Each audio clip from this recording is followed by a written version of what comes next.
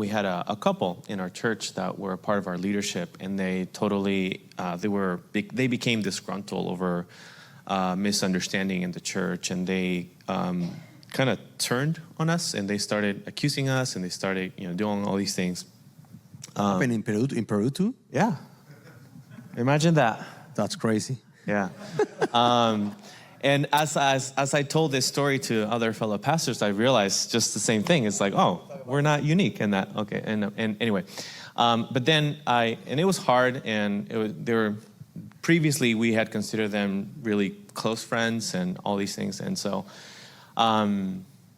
unfortunately, maybe not unfortunately, they left our church, but my wife and I were really sad over it, obviously, and we were just kind of down and out about it, kind of feeling terrible about ourselves, and maybe there's 100 ways that we could have handled it differently or whatnot.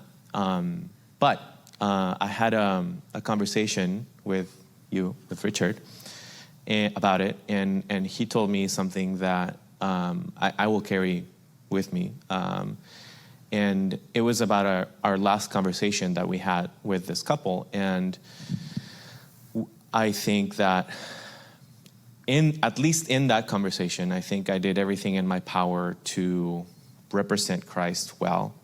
But unfortunately, that wasn't enough. And they ended up leaving anyway. And then to what Richard told me was that you didn't get out of them what you wanted in that conversation, but Jesus got out of you what he wanted. And that just completely changed my perspective because, I was expecting a certain outcome. And I thought maybe if I'm faithful, maybe if I'm doing the right things, if I'm humble enough, if my approach, if my facial expressions, if my demeanor, if my speech, maybe if I hit all those points, maybe I will be able to produce that. And the truth is we can't. But the Lord used that to mold me and to teach me and to grow me through that.